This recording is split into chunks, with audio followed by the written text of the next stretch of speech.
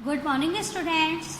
आज की क्लास में हम चैप्टर 3 आरंभिक नगर में भवन, नाले और सड़कें उनका नगरीय जीवन के बारे में जानेंगे। प्रीवियस क्लास में हमने ये जाना था कि आरंभिक नगर कौन कौन से थे और हड़प्पा सभ्यता में क्या क्या नया मिला था। तो हड़प्पा सभ्यता में मोहनजोदाड़ो में क्या मिला था?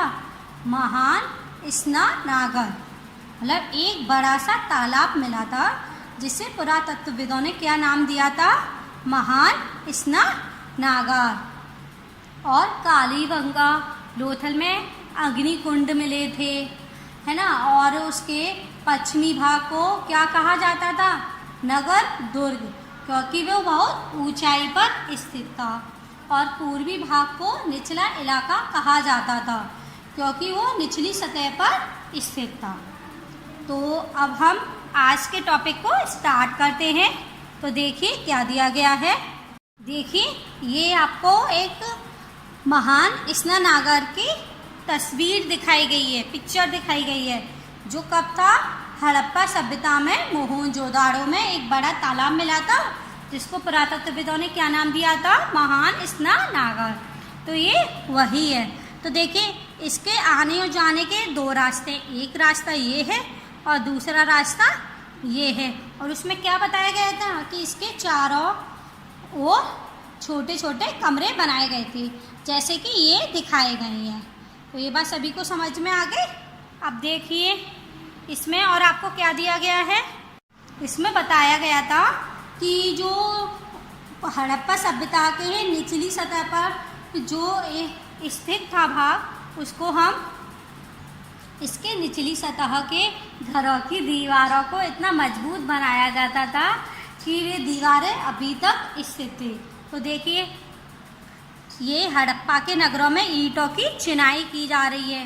तो ये एक मजदूर है, ये कैसे एक एक करके इन ईंटों को एक के ऊपर एक लगा रहा है। इतनी बात सभी को समझ में आ गई। देखिए भवन, नाले और सड़कें।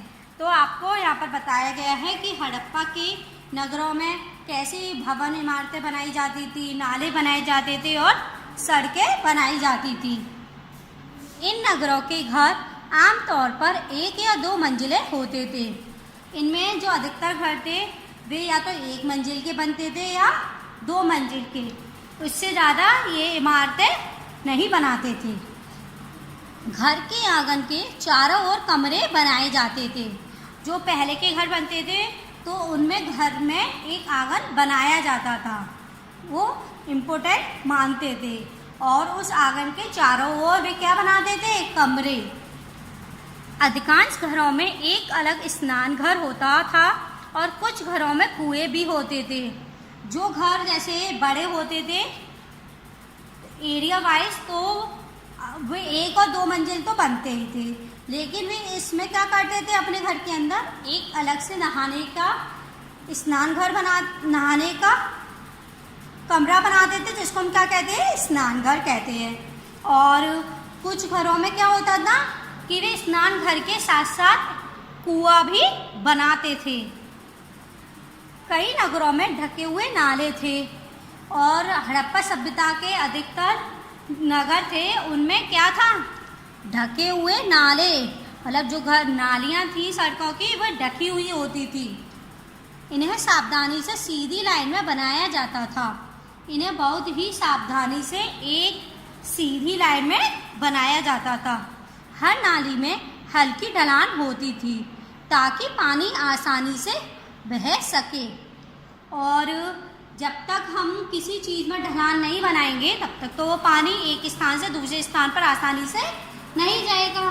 तो इसलिए वे लोग नालियों में भी एक हल्का सा ढलान बनाते थे, जिससे जो पानी आ रहा है नालियों में वो आगे की तरफ बढ़ सके।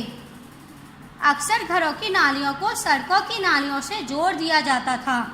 जो घर के अंदर जैसे हम पानी वगैरह का प्रयोग करते हैं या कुछ भी तरल पदार्थ का प्रयोग करते थे, अगर वो हमको बाहर निकालना है तो हम घर की नालियों में उसको गिरा देते थे।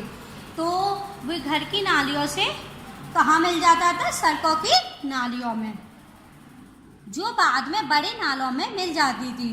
और जो छोटी छोटी नालियाँ हैं वे उनका पानी आगे बहकर कहाँ मिल जाता था? एक बड़े से नाले में मिल जाता था। अभी भी यही होता है।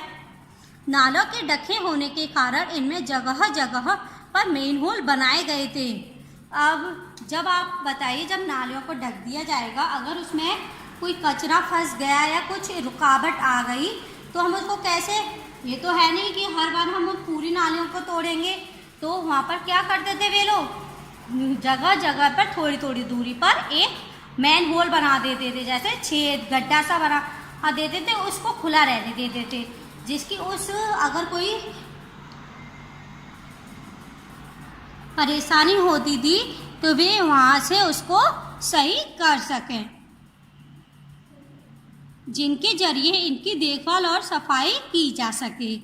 जो बात अभी मैंने बताई थी वही बात इसमें कही गई है कि इन मेन होल की मदद से हम उन नालियों की भी सफाई भी कर सकते थे। घर, नाले और सड़कों का निर्माण योजनाबद्ध तरीके से एक साथ ही किया जाता था। मतलब जैसे कि एक साइड में जितने भी घर बने हैं तो वहाँ पर सड़कों का और नालों का, घर की नालियों का निर्माण एक साथ ही किया जाता था। ये नहीं है कि पहले ये बनवा दिया फिर ये कर दिया, तो ये नहीं है। पहले घर, फिर घर से जो नाली निकली फिर उसके बाद हम सड़कों की नाली बनाएंगे, नाले बनाएंगे, फिर हम सड़कों का निर्माण करेंगे। ये होता था। इतनी बात सभी को समझ में आ गई? आपको क्या दिया गया है? नगरीय जीवन। क्या दिया गया है? नगरीय जीवन। हड़प्पा के नगरों में बड़ी हलचल रहा करती होगी, क्योंकि जो हड़प्पा सभ्यता है वो बहुत बड़ी सभ्यता थी। तो यहाँ के जो नगर थे अधिक नगर थे, और उन नगरों में भी बहुत सी क्या थी? जनसंख्या थी। तो यहाँ पर क्या रहता था? हमेशा हलचल रहती थी। क्या रहती थी? हमेशा हलचल रहती थी।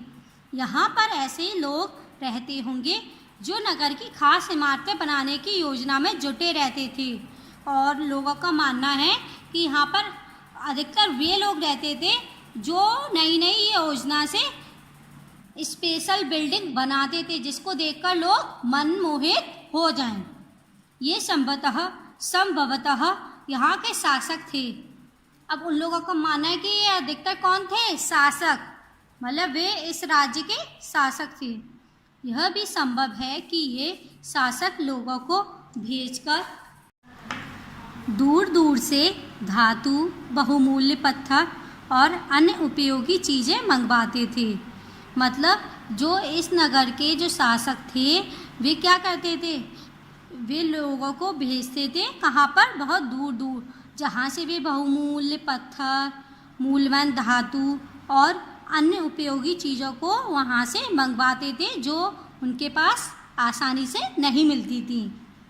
शायद शासक लोग खूबसूरत मनकों तथा सोने चांदी से बने आभूषणों जैसी कीमती चीज़ों को अपने पास रखते होंगे। अब ये तो नॉर्मल बात है कि जब वे शासक हैं किसी राज्य के, तो वे महंगे और मूल्यवान पत्थर, हीरे जवाहरात, सोने चांदी के आभूषण अपने पास रखेंगे। इन नगरों में लिपिक भी होते थे, जो मुहरों पर तो लिखते ही थे और शायद अन्य चीज़ों पर भी लिखते होंगे जो बच नहीं पाई है। इन नगरों में लिपिक होते थे। जो मोहर होती है, मतलब जो राजा महाराजा होते हैं उनका जो स्टाम्प होता है, जो आज के ज़माने में जिसमें मतलब हम मोहर यूज़ करते हैं, उसको स्टाम्प, एज ए स्टाम्प, मतलब उसको लगा देते तो पता चल जाता है इस व्यक्ति ने भेजा है। तो वे लिपिक उन मोहरों को लिखते थे, और वे जब बताइए वे मोहरों पर लिखते थे तो वे अन्य चीज़ों पर भी लिखेंगे। तो ये कौन सोचता है? पुरातत्वविद लोग। ओके, और लेकिन अब वे बच नहीं पाई हैं क्योंकि वे समाप्त हो चुकी हैं। इतनी बात सभी को समझ में आ गई? इसके अलावा नगरों में शिल्पकार, स्त्री पुरुष भी रहते थे, जो अपने घरों या किसी उद्योग स्थल पर तरह तरह की चीज़ें बनाते होंगे।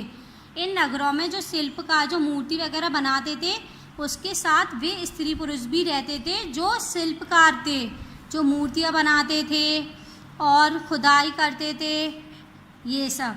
ठीक है, लेकिन ये अपने घरों या किसी अन्य उद्योग स्थलों पर भी तरह तरह की चीज़ें बनाते थे। ये नहीं है कि वे केवल अपने ही घर में बनाते थे, लोग लंबी यात्राएं भी करते थे। जो प्रारंभिक काल में जो मानव रहते थे, जो व्यक्ति रहते थे, वे अपनी ज़रूरत के हिसाब से अपनी ज़रूरतों को पूरा करने के लिए लंबी यात्रा भी करते थे। और वे लंबी यात्रा कैसे करते थे? पैदल चलकर। लेकिन जैसे जैसे सभ्यता का विकास होता गया तो वे घोड़े गाड़ी, बैलगाड़ी, है ना, खच्चर वगैरह का प्रयोग करने लगे। और वे क्या करते थे? वहाँ से उपयोगी वस्तुएं लाते थे और साथ ही लाते थे सुदूर देशों की किस्से कहानियाँ। वे वहाँ से अपनी ज़रूरत की वस्तुएं तो लाते ही थे, लेकिन वहाँ के लोगों की जानकारियाँ भी लाते थे और जो ज़रूरत पड़ने पर उनके बहुत काम आती थी। मिट्टी से बने कई खिलौने भी मिले हैं जिनसे बच्चे खेलते होंगे। जब स्त्री पुरुष है तो बच्चे भी होंगे। अब बच्चों के खेलने के लिए क्या चाहिए होता है? खिलौने। तो वहाँ पर जब उन लोगों ने इस नगरों पर अध्ययन किया तो उन लोगों को क्या मिला? कि मिट्टी के खिलौने भी मिले। तो जब मिट्टी के खिलौने मिले तो इससे वे पहचान गए कि यहाँ पर बच्चे भी खेलते होंगे। इतनी बात सभी को समझ में आ गई? देखिए, सबसे ऊपर मोहनजोदड़ो की एक सड़क और उसमें बना नाला, ऊपर एक कुआं। तो देखिए, जैसे कि मैंने अभी आपको बताया था कि इस सभ्यता में कैसे नगर में नाले, नालियाँ, कुएं वगैरह बनते थे। तो यहाँ पर आपको ये पिक्चर दी गई है।